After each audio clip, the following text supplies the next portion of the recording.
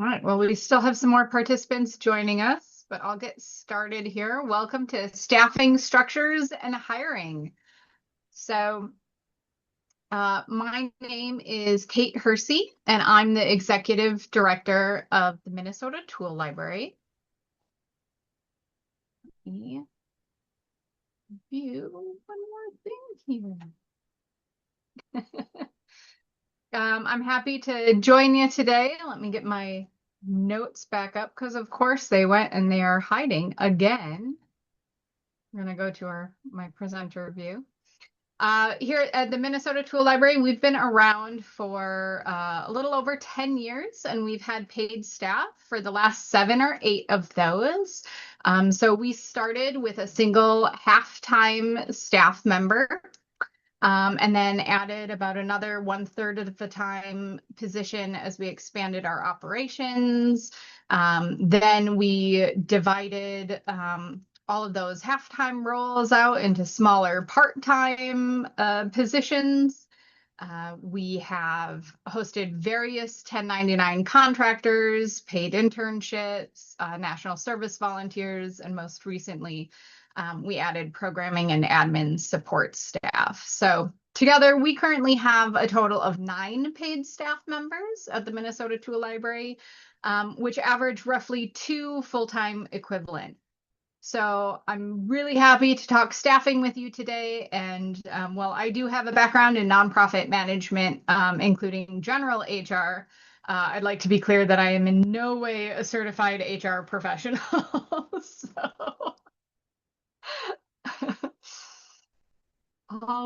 Always key there.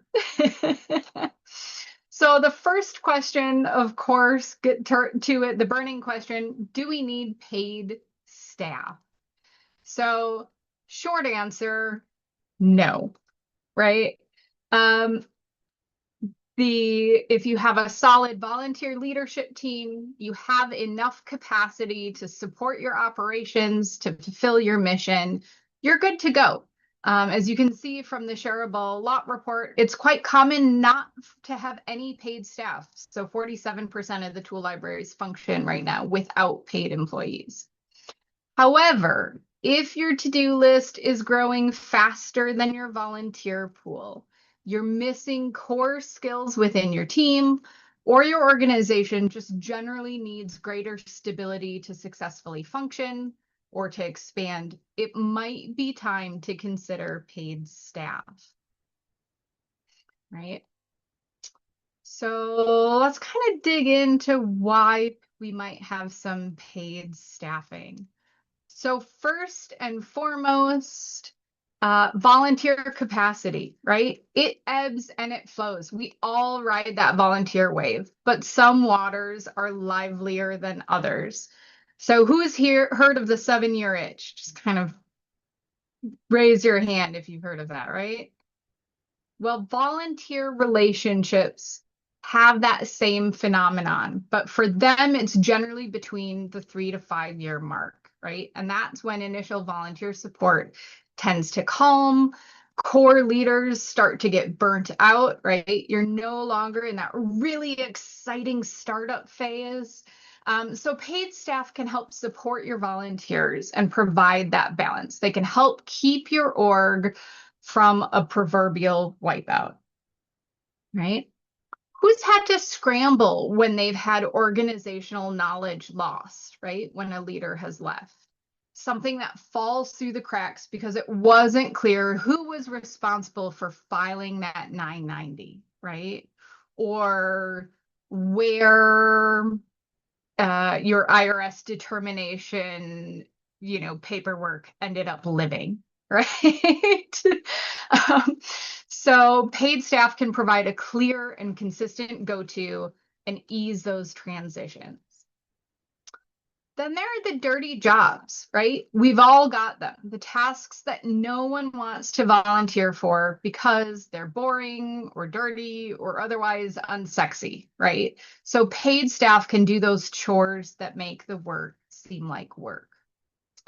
Paid staff can also help build equity within your leadership. So many of us have been blessed to dedicate our time and our talents and even gift financial support and resources to our causes, but labors of love are still require labor, right? Not everyone in our community can afford to donate their time and talents. So providing paid positions can really help ensure that everyone has a seat at the table. Lastly, and I specifically mention it last because it should not be a priority consideration that's driving your staffing journey. And that's a big kind of no-no that I've seen in the nonprofit sector in particular.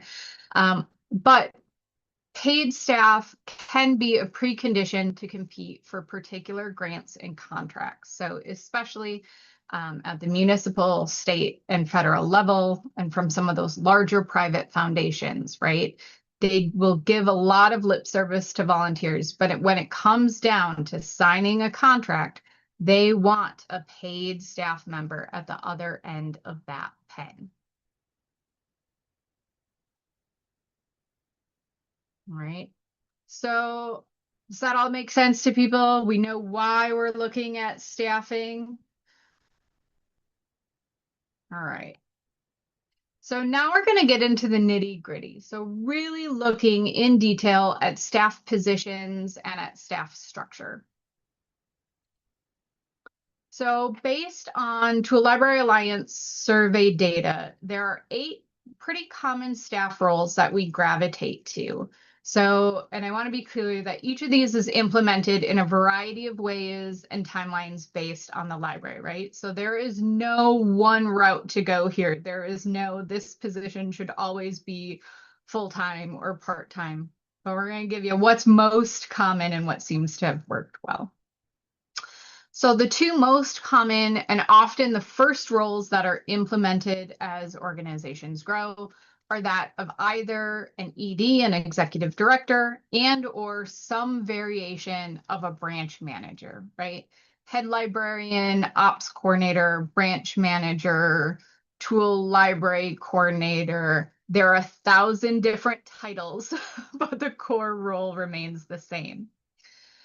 Organizations that go the ED route are generally looking for a head of operations with nonprofit management background, someone who can file that 990, help ensure compliance, help with fundraising, HR, PR, and a bit of everything else, especially if that staff is limited.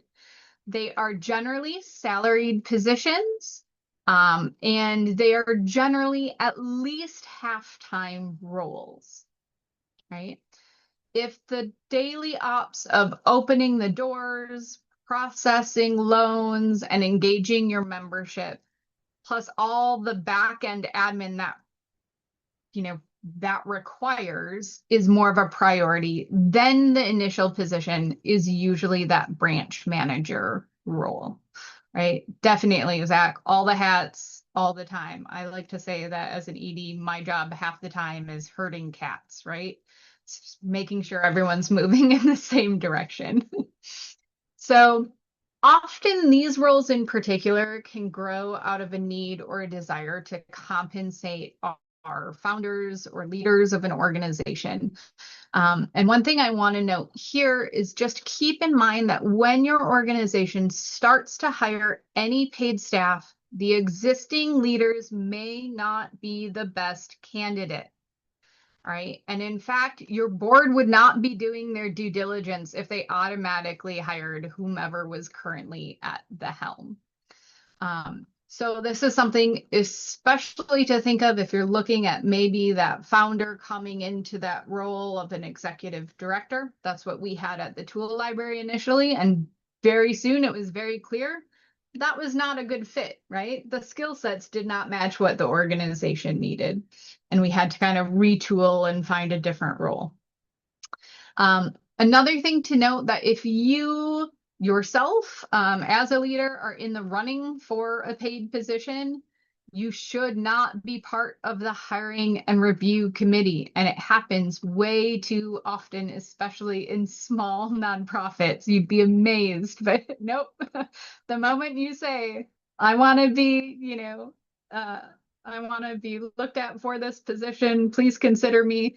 You got to take yourself out of the room, right?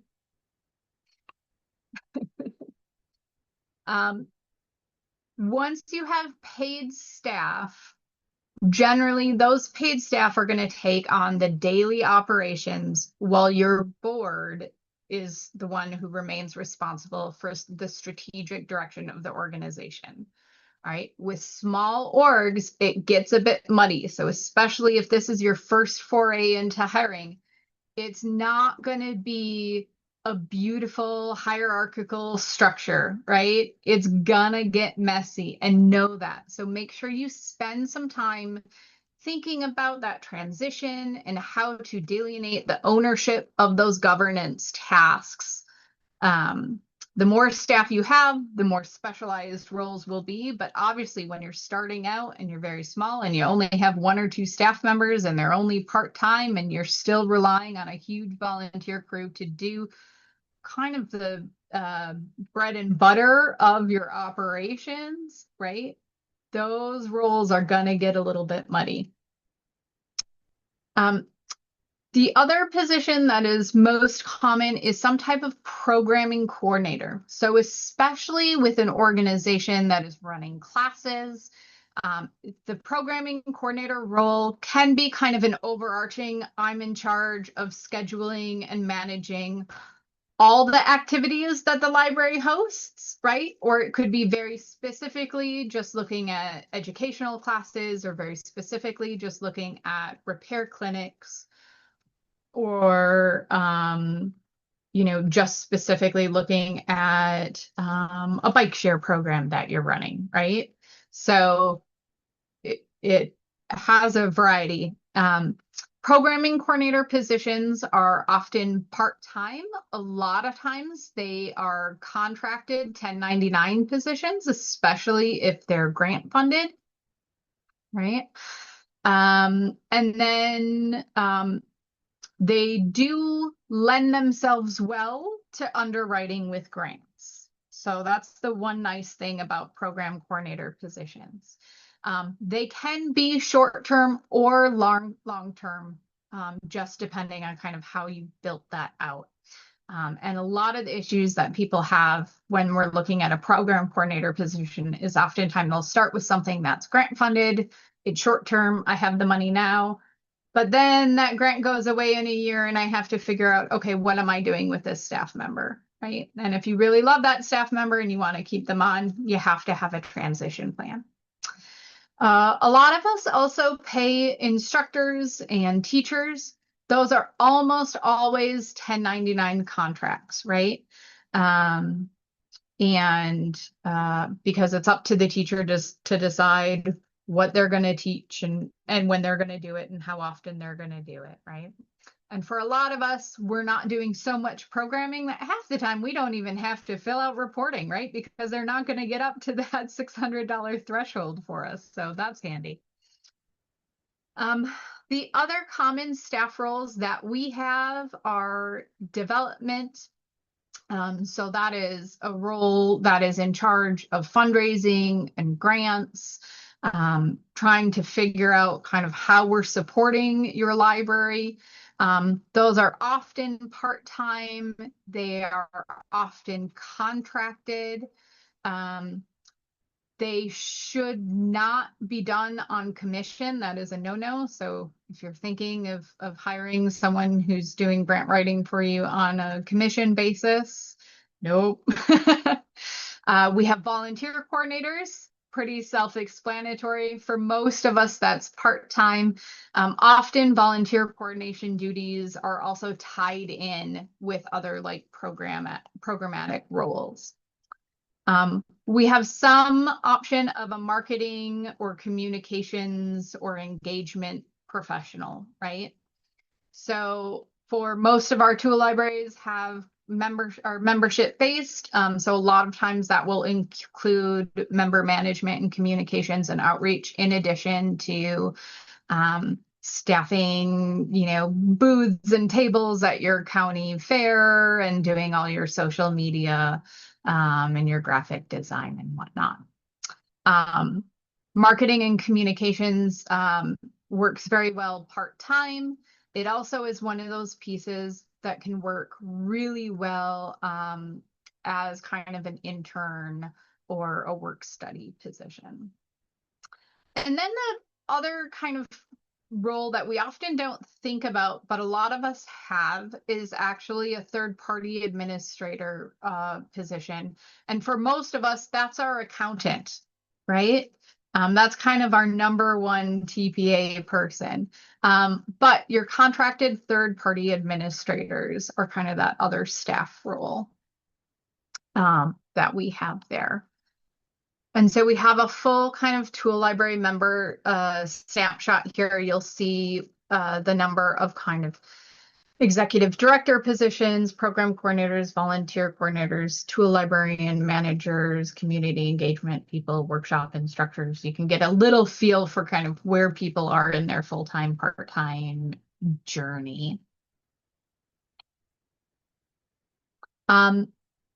Yes, and I will get more into the definitely into our 1099 pieces here as we hit the staffing structures and all of our options. So the other big thing of the type of paid staffing that you implement should really be based on three core facets, right?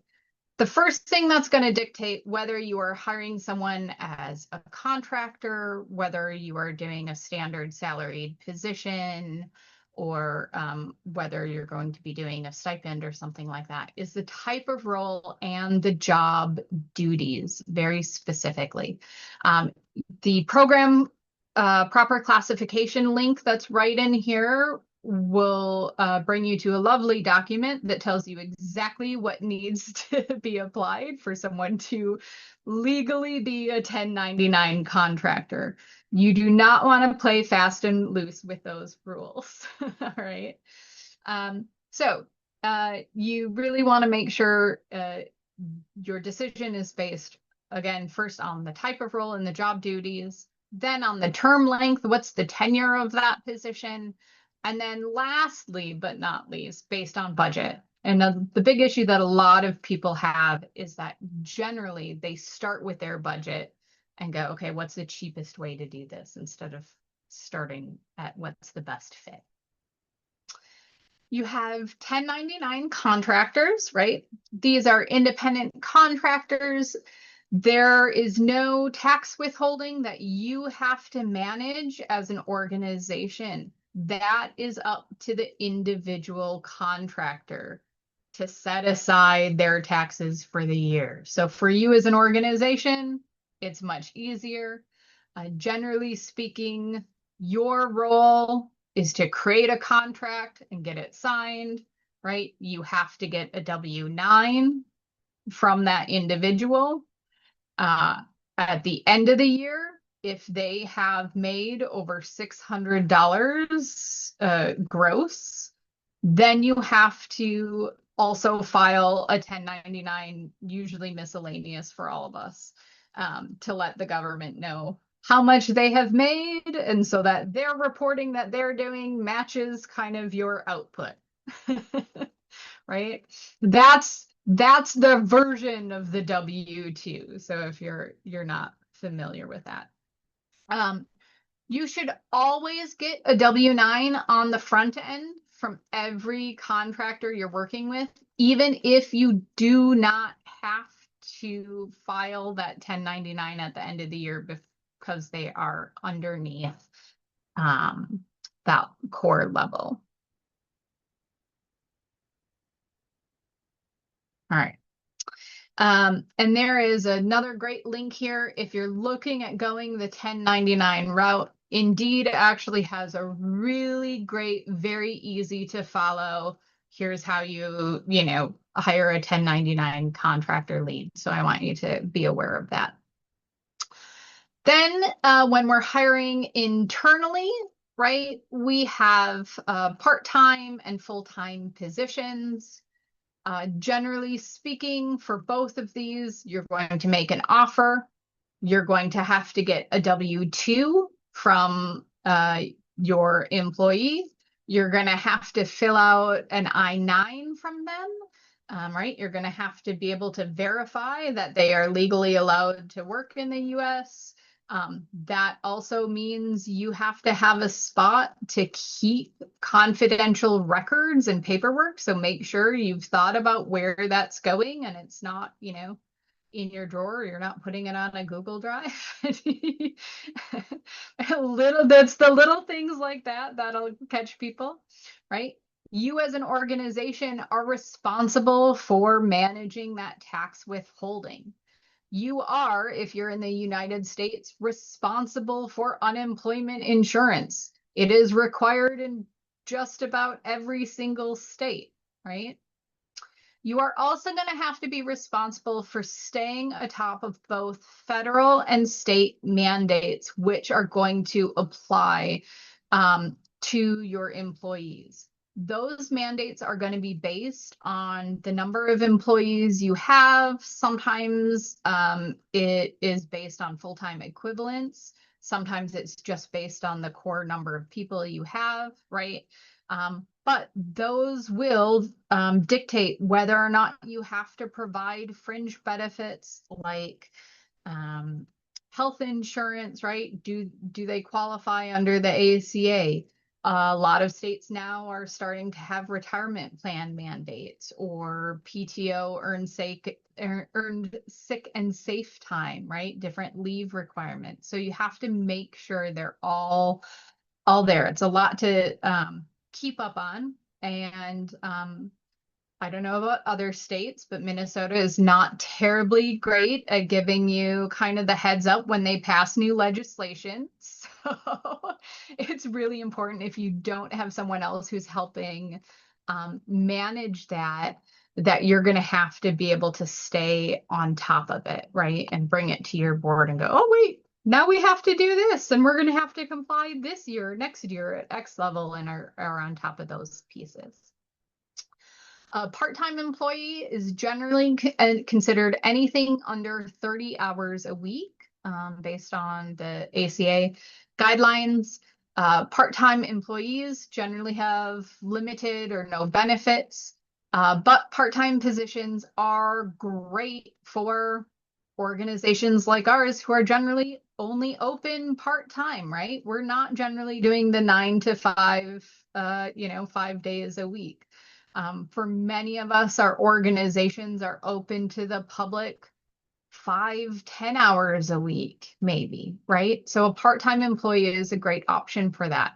It's great for gig workers. It's great for kind of the underemployed. It's great for getting semi-retired workers back into your organization.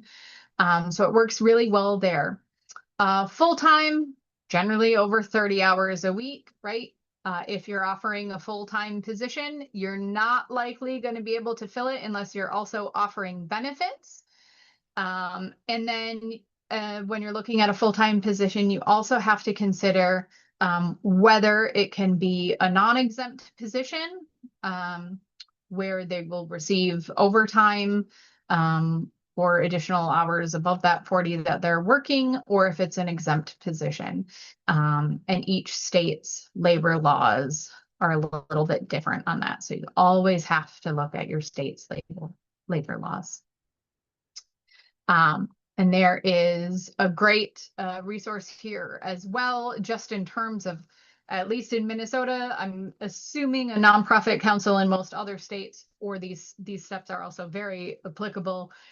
If you're hiring your very first employee, this link here to the Minnesota Council of Nonprofits website has a great step-by-step, here are the 7-8 things that you need to make sure that you go ahead and do right away. All right. The other kind of two pieces that you have are third-party administrators, right? Those are contracted services, often accounting, your IT, your payroll, your HR, right? But those are generally paid for through a monthly or an annual fee. Those are longer term roles. They're ongoing tasks, right? You are not likely to 1099 an accountant unless you're doing it for like a single short-term audit project, right? when you need someone to run a payroll for you regularly or code your books every month, right? So those are generally your third-party administrators, where you're benefiting from that other organization's internal expertise. Then we have interns and work study students. So short term, today we're talking paid staff, so we're not talking about unpaid interns or work studies, right? These positions are often paid on a stipend rate, right, versus a full hourly rate. They can be underwritten by the school or by different partnerships. Here in Minnesota, both of our core cities in the Twin Cities have summer internship programs, right, where you can be a host site and the city is actually paying the intern. So that doesn't come out of our budget. We just have to host them. It does cost us some admin time in hosting them, right? We have to consider that in what we're getting, but we're not paying their $13.50 hourly rate, right? Or whatever it is. So depending on what you have locally, that's also a really great way to test out positions you know you might want to make full-time positions in the long term, right? It's a good way to kind of test out and go, okay, what does this job consist of? What would it be, right? Your interns or your work studies students should never replace a position, but they can help you grow into that position. All right. Lots of information. I'm doing a quick check here through the comments to make sure we haven't missed anything. I think we're in pretty good shape on that so far, Kate. Okay, awesome. There are a lot of links, so always trying to double check. So now let's look at kind of what's in your wallet, right? This is our next big piece here. And setting your budget for the nitty-gritty of kind of how we're going to budget it out and what's it really going to cost you, right? So according to the Small Business Administration, which most of us fall under those small business guidelines, right? An employee typically is going to cost 1.25 to 1.4 times their salary, all right? So an employee that's paid a $40,000 salary is going to cost $50,000 to $56,000 to your bottom line, right? So it adds up and it adds up quickly. So before hiring your first employee or adding to your staff, you really need to understand those true costs, right? So there are a lot of different budget considerations, right? First, what's your salary? What are we going to set our salary as? You need to be aware of what your local minimum wage is, right? And also, I think for most of us, we want to be cognizant of what's a fair wage, because it's not generally our minimum wage, right? So looking at that position, looking at the experience level of the individual you are hoping to employ, looking at your local market rates, try to find out, what realistically you can do. I know for us, the hardest part, right, for a tool librarian, there's so many different skill sets that we needed for a branch manager. That is not an entry-level position. As much as we would love it to be, the realization is that person has a lot of knowledge coming to the table. And we needed that knowledge, but we couldn't do it in a full-time role, right? We could not afford that amount of knowledge. And so we turned that into a tiny part-time role. So it was really easy for people to do when they were semi-retired, because that way we could get them, and they were happy to do 5 hours to 10 hours a week, but they didn't get burnt out in their retirement on a half-time position. right? We divided it out. So thinking about setting your salary, you have to also think about what is your local employment law, right?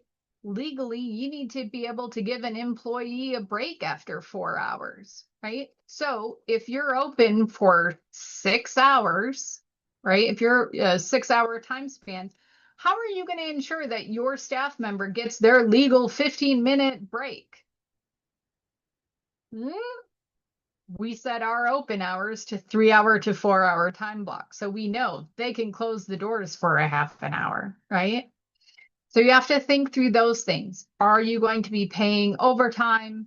Are you going to use any type of commission-based salary or bonus? Are you going to use just general bonuses, right? If you have money at the end of your year, are you paying that back out to your staff because it was a really good year? And how are you doing that? What's that going to look like?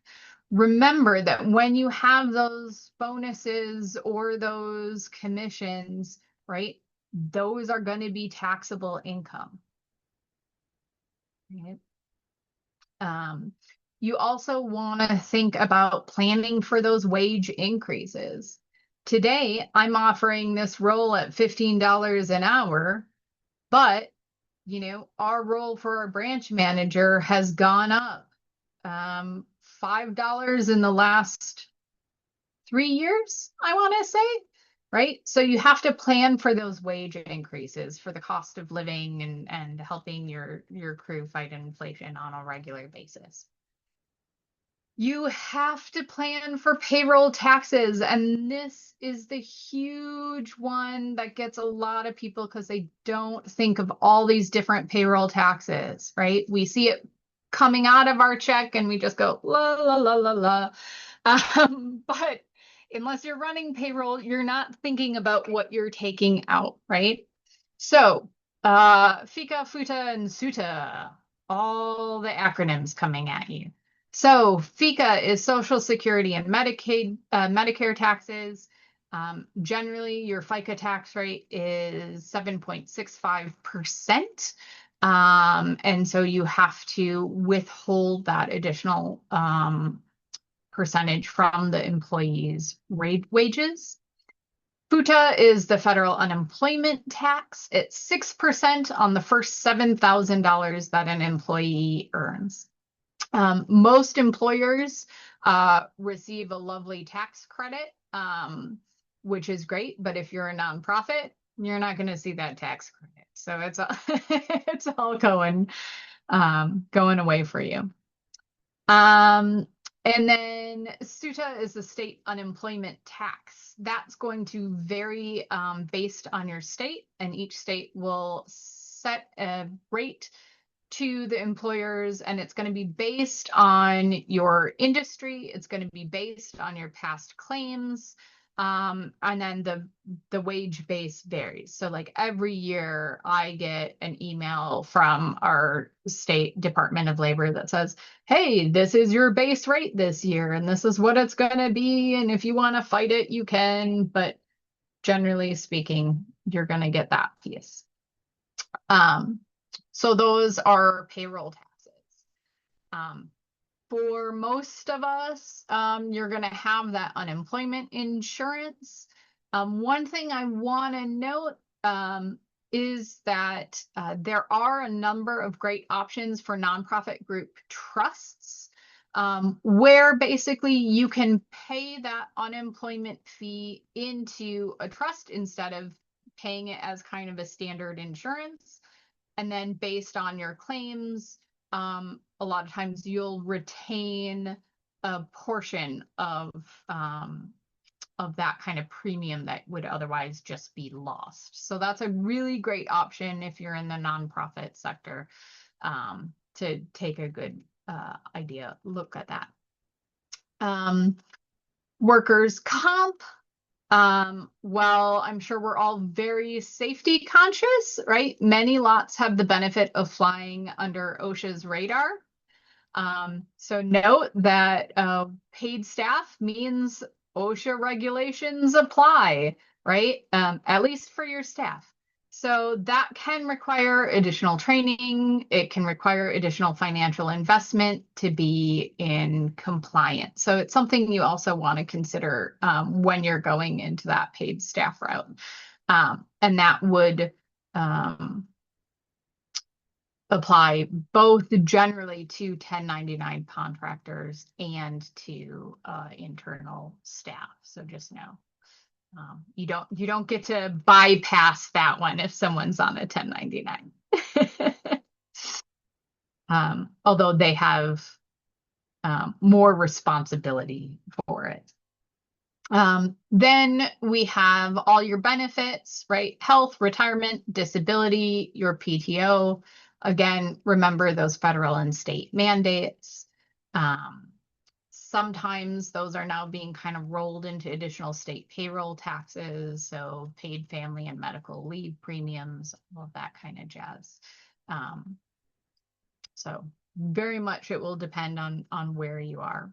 And then your payroll service, right? So a lot of people use and outsource their payroll service. We do. We use iComp, and there are some other really great examples in the chat as well. If you're digging a little bit deeper, right? What is it going to cost you to post your position? What about paid time to interview and make your selection? Administer that annual HR. Are you going to offer professional development opportunities? And that can be something as simple as, first aid training. Right? You want to make sure every one of your staff members have first aid training. Have you budgeted for that? Do you have office space and office supplies? Are you going to need more physical space for a paid staff member who's living there and not a volunteer who's popping in for a few hours? Is it a shared or is it a communal space? How are you going to manage that? Are you going to have travel expenses you're going to have to deal with? Right? Do you have parking on site if you're in a city? Do you have to deal with paid parking? Do you have remote work expenses, which is something that a lot of us are thinking about, right? Are you going to provide a stipend to your staff members for them having internet service at home while they're working, right? For their computer, are you providing them a stipend for that technology that they need to use, or providing them extra, is it a tool library cell phone? Are you giving them $50 for using their personal cell phone a month? How's that working? And are you going to do that with a set stipend, right? Where it's a fringe benefit, you're paying it out kind of at a flat rate, that's going to be taxed. Or are you doing it on a reimbursement rate?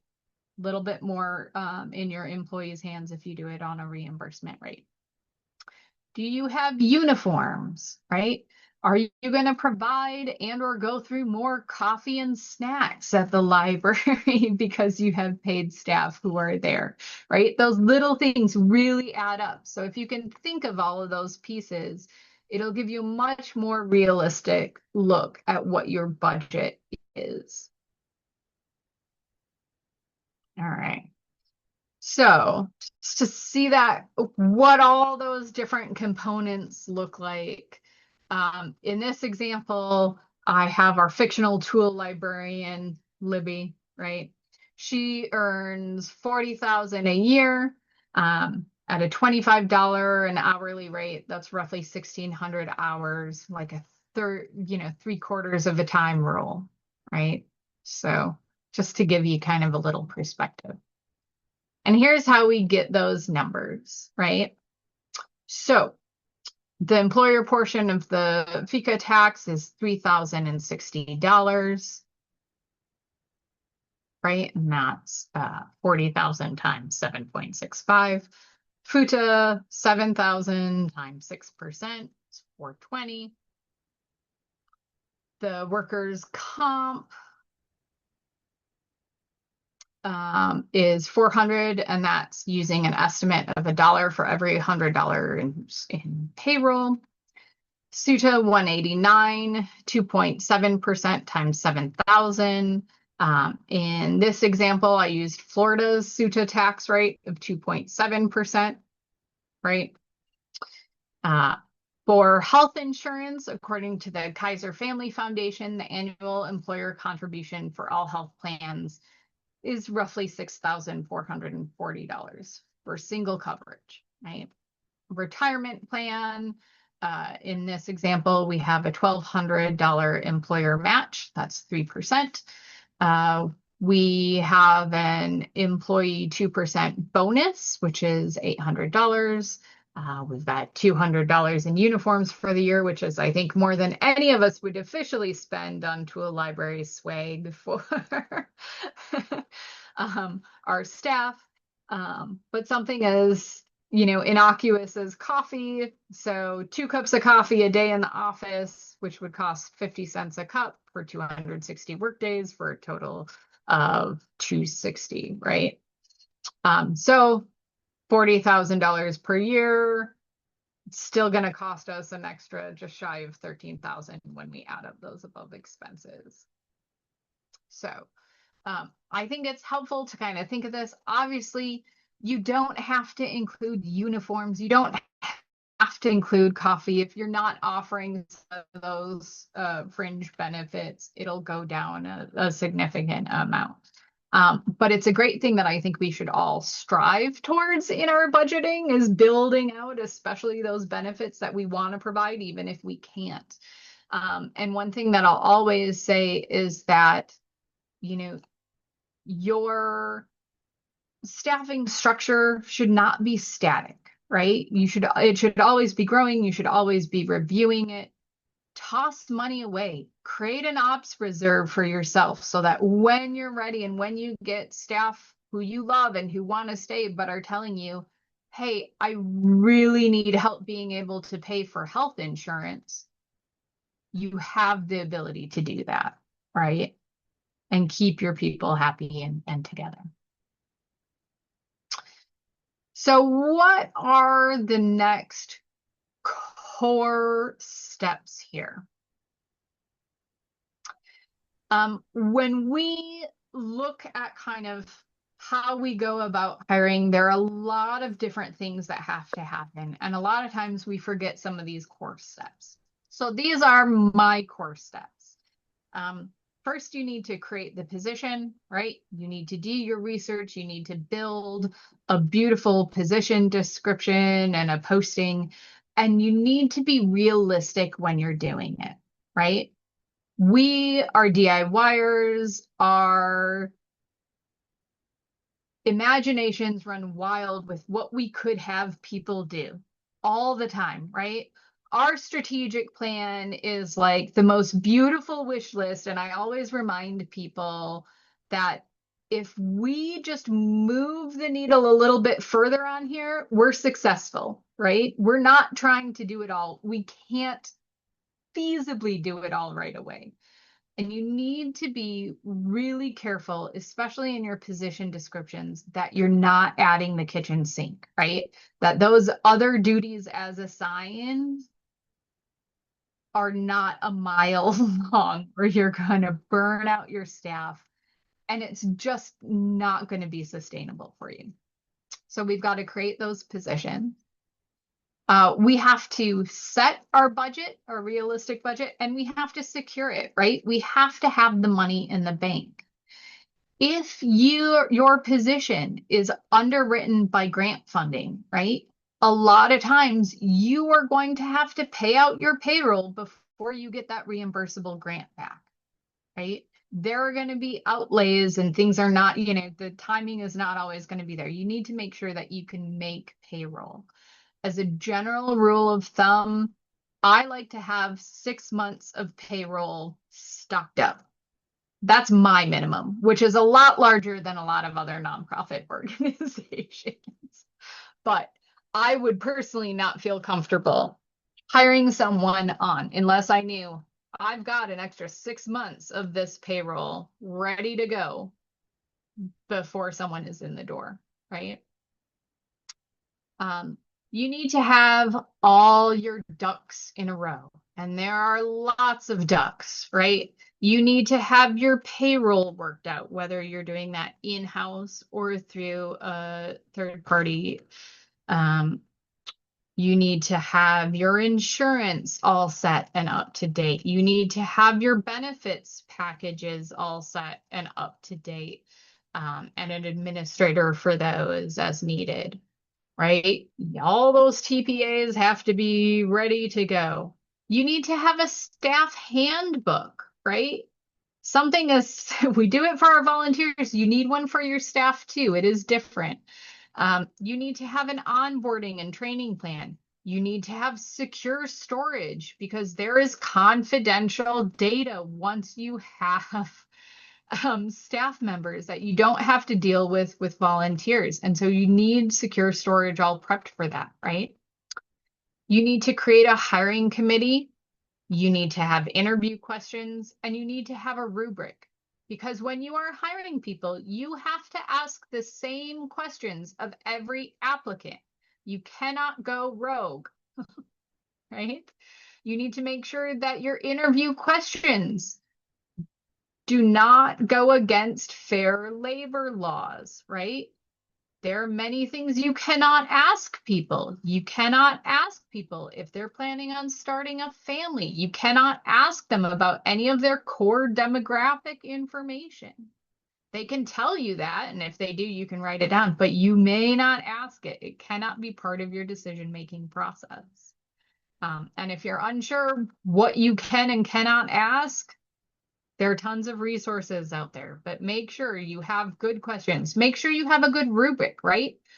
How are you ranking all of these applicants on whether or not they're a good fit for your organization? And are you ranking them the same, right?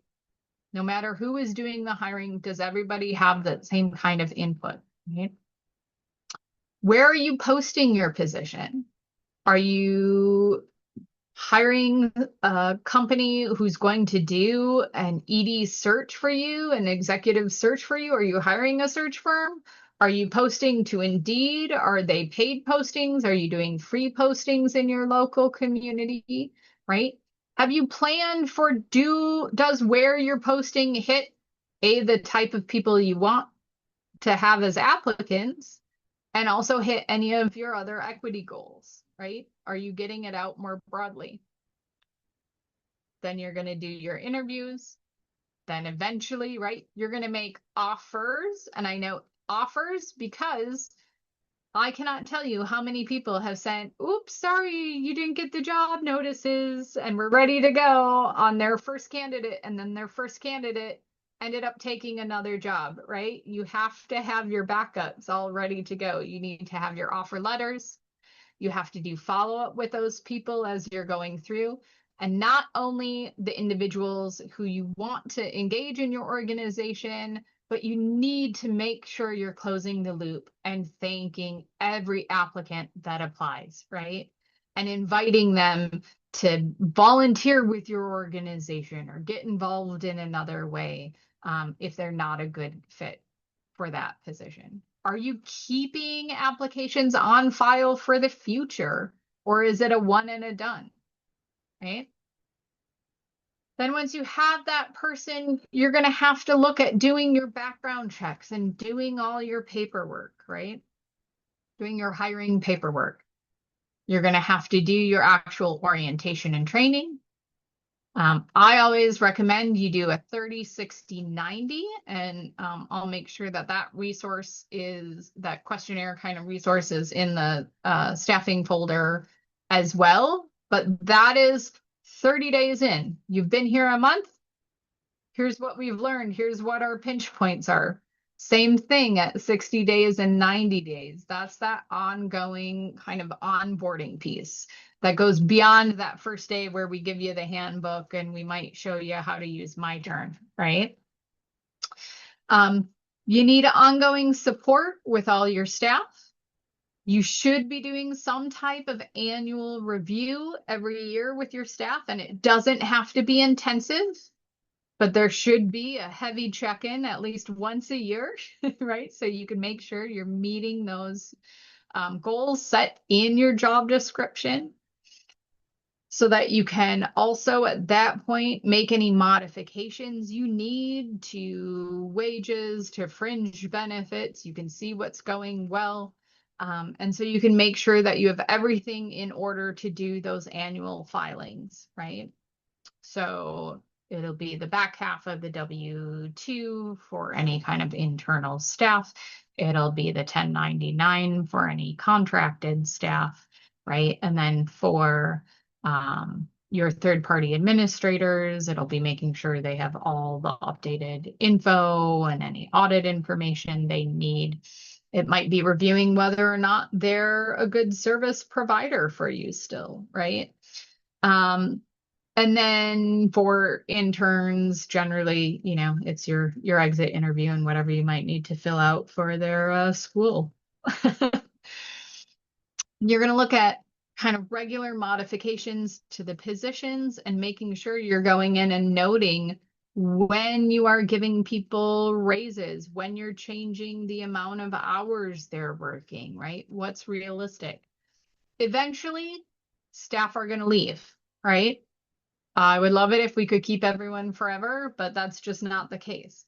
So when you get to that point, you have to worry about doing your exit interviews and then ongoing kind of reflection and adjustments. Okay, this is the life cycle of of an employee. All right.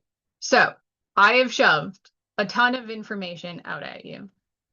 So now is your time to be able to ask questions.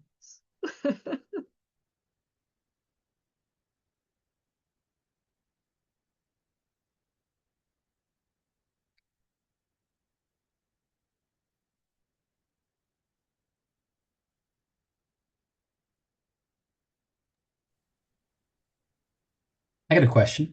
Yeah, Tom. Woohoo.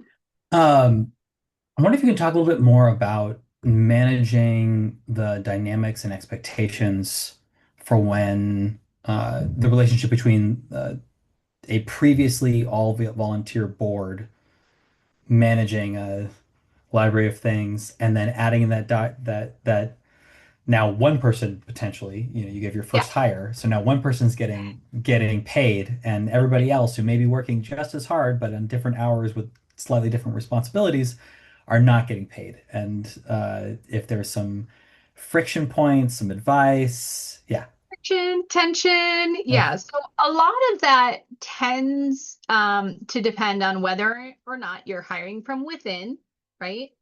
And if you're moving up someone who is internal to the organization already, right? So if you're hiring from within, you have to make sure that the candidate you're hiring, more than in any other position, is, has the stamp of approval from all the other leaders. It's really, really important that there aren't any things that have been left unsaid, right? And that's why it's also really important that they are being, right, that it's not just a gold seal of approval and it's not just here's your job offer, right? It's really important that they are competing and they have to compete against other candidates, or they have to go through the whole process that you still have an application on file, that you still have an interview sheet on file for them, right?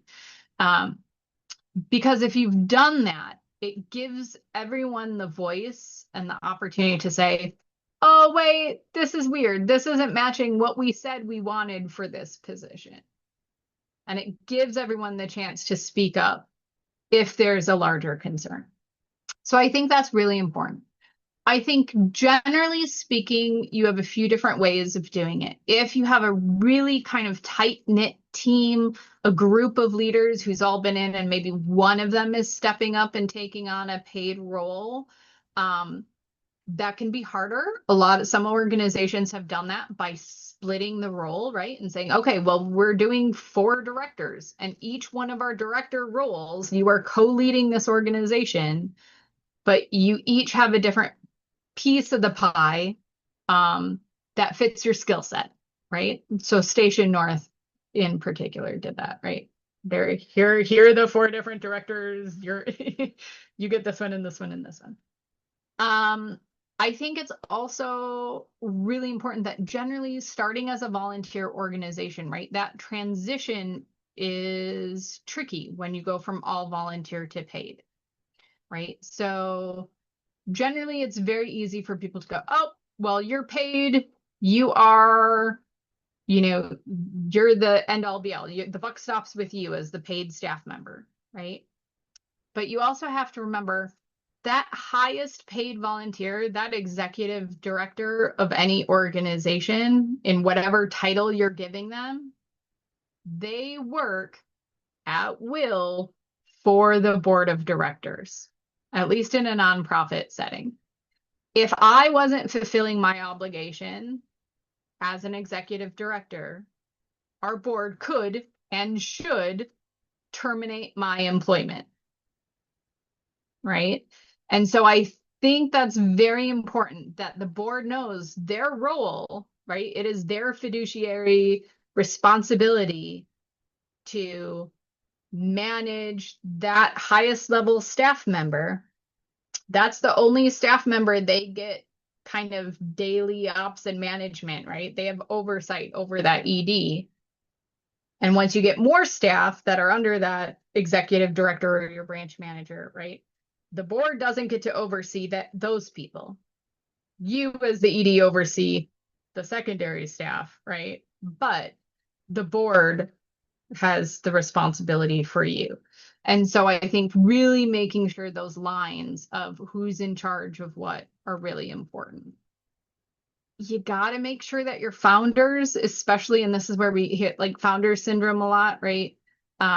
Where founders can't step back from an organization and make space for new people, right? And so a lot of times founders may not take on that first executive director role or that leadership role, but they're still kind of button heads, and it's like, well, who's in charge? Because they haven't been able to step back. So part of it is being aware, if you are one of the founders and the leaders in your organization, about making space for whoever is coming in and supporting them instead of trying to continue to lead. We were very lucky, right? Our founder, one of our founders, is one of our branch managers currently. The other founder of ours is one of our board members, right? So they both have very active positions. One is paid, one is unpaid, just depending on their roles and who is engaged. One of our founders started out as our first executive director, and it was very clear that those were not his skill sets, right? The admin pieces were not his strong suit. So they said, okay, what do you want to do? And it was, well, you can leave, you could go back, we can give you this different role, right? And that's what we did. He shifted into a different role within our organization. That was still a paid role, but a different role, right? And so he reports to me as the new person coming in. We've been blessed, we've got a great relationship, but it's all about relationship building, I think, when it comes to any role, really. Yeah, good question, though.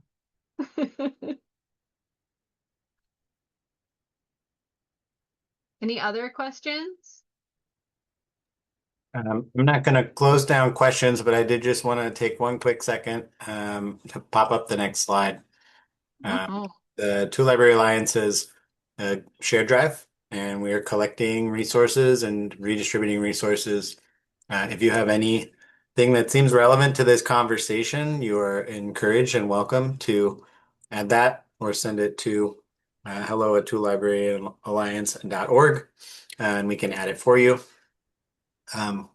Kate's added some things. We've got some other members that have added some things. Please feel free to do that. And please do, not just feel free, please do. Please do. Please. Yeah. And I mean, you could look at 1,000 different position descriptions, right? I mean, we could spend weeks on staffing and hiring structures. So I tried to kind of target the core pieces, but we do have a bunch of different position descriptions for a variety of those common staff roles. So you can compare, are they full-time? Are they part-time? What's their average rate of salary, right? Like we did not have nearly enough time to get into all of that today. Station North has a great employee handbook, which gives you great examples for like all those core employment policies. And then the staffing resources folder has a smattering of everything else that might be useful, right? So examples of interview questions, different research benefits. So if you want to know more details about like 1099 contracts, there's a great resource in there. If you want to know about doing kind of general orientation and training and some pieces, I tossed in some resources from the Nonprofit Leadership Lab as well. So there's tons and tons and tons of stuff in there. Let's see, other questions. So generally, one question, commission-based grant writer would be problematic. Yeah. So generally in the development world, in the fundraising world, it is a no-go to pay your grant writer a portion of whatever grant they're eligible, like whatever grant comes in, because they need to be paid, generally speaking, on the work they do, not on its results, right? If they're taking the time to write the grant and get it out there and doing all that research, that's what it is. The outcome of the grant is not their compensation should not be tied to the outcome of whether or not you receive that grant, right? Once they've done the work of getting it out there, they've done it. It can be done, but generally it's not encouraged practice. Let's see. So yeah, the $600 threshold is generally the kind of base level for a 1099 or a stipend, at which point you have to start reporting it.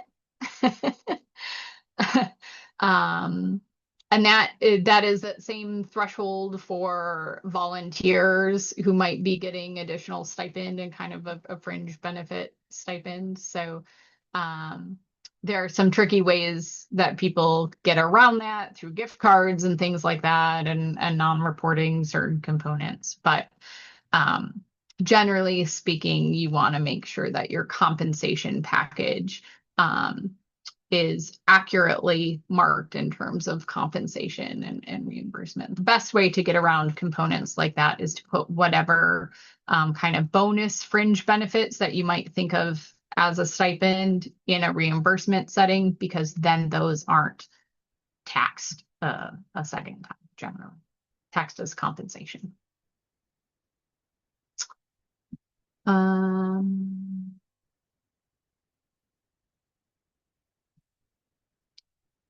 Yes, there are definitely two executive directors for some of the tool libraries. There was a duplication in the chart, I think, but there are some libraries who have co-leaders, is the best way to put that.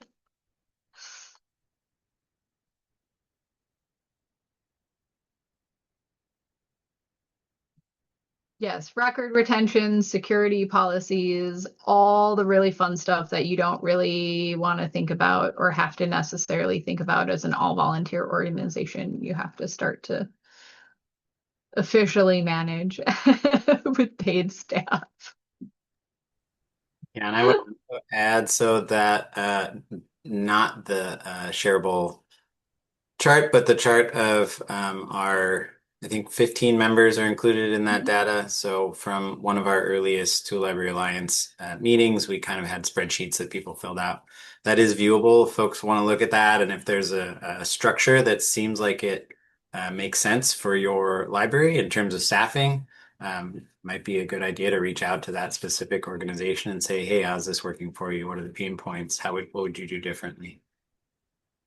Yeah, and I know it's always been hard when we've done kind of survey questions around staffing. We haven't gotten really detailed, information. It's just what people provide and what how someone fills that out in terms of like the number of staff, if they're considered part-time or full-time or FT, full-time equivalent, and kind of, how that all adds up is really different. But it is not uncommon for us to see part-time positions that are 5 to 10 hours a week, right? 1 to 2 open hour shifts, if you will, to kind of a lot of half-time positions, and then growing those part-time positions into full-time positions eventually. So personally, I work up to 20 hours a week. And then I have an allotment that I can do an extra 6 hours a month if I need to for accounting,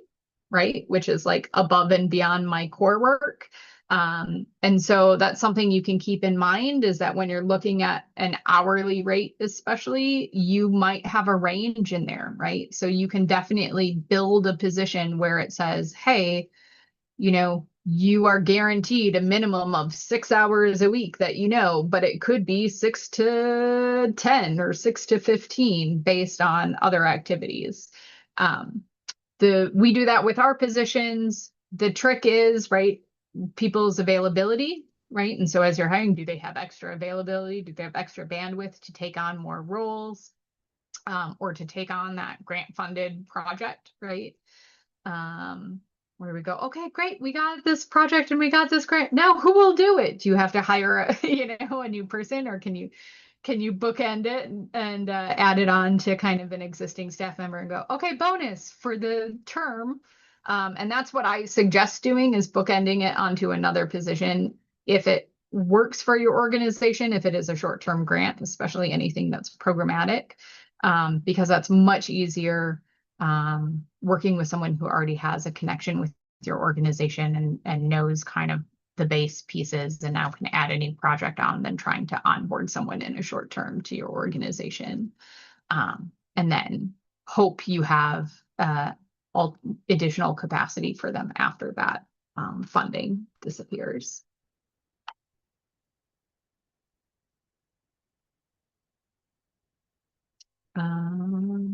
Let's see.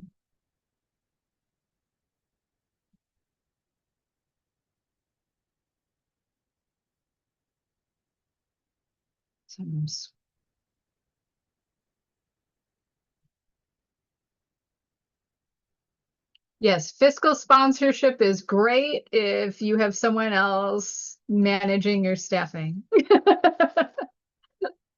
That's wonderful.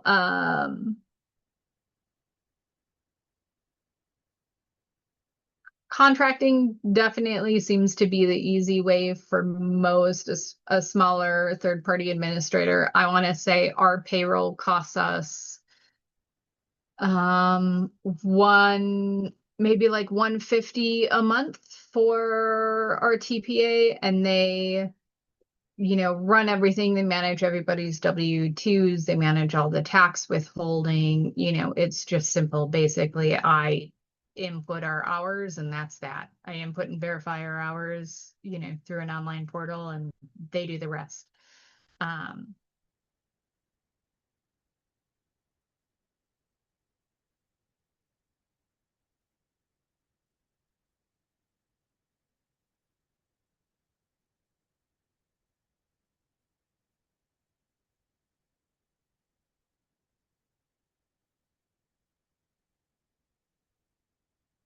Okay, I think that's everything that's in the comments.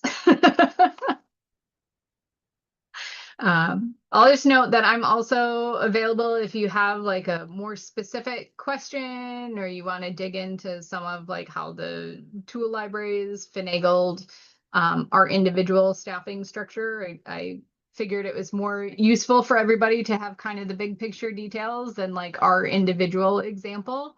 But please feel free to reach out if you'd like to know more about how we've set up our different roles. We do have a team of 5 different staff members who are branch managers, and so they all share the branch manager role with their own kind of open hours pieces. And then myself as a part-time ED, We have got a program coordinator who's about half-time, and then we've got a very, very, very part-time volunteer coordinator too. So that's our newest role. So if anyone would like to poke in on any of those, please feel free to reach out. Hey, can you remind us what your email is? Certainly, it is kate.hersey@mntoolllibrary.org. Hersey is just like the candy bar without the second H. Hey, drop that in the chat. And then I would just tell everyone, thanks so much for coming. On behalf of the Tool Library Alliance, we have our next member meeting, which are held on the second Wednesdays of every month, except July, because we're going to give ourselves a little bit of grace during the craziest time of the year for lending libraries. At 10 a.m. Pacific, 1 p.m. Eastern here in the States. You can find that link and that information at www.toollibraryalliance.org. Someday we'll figure out that www thing. It keeps getting messed back up again. Cool. Yeah, I've been noticing that too. And do we have a collab for next month as well? Yes. Yep. Yes, you'd probably note that topic just as a heads up.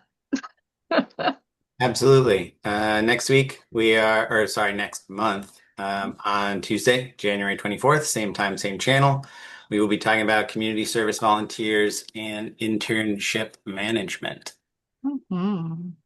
The other side of this coin. Other side. If you can't pay them, treat them right. Treat them all right, actually. Treat them all right. Treat everybody right. That's important. All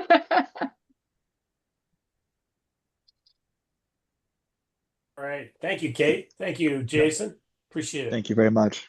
You're most welcome. Thanks, everyone. Take care. Your time Bye-bye. today. Yeah.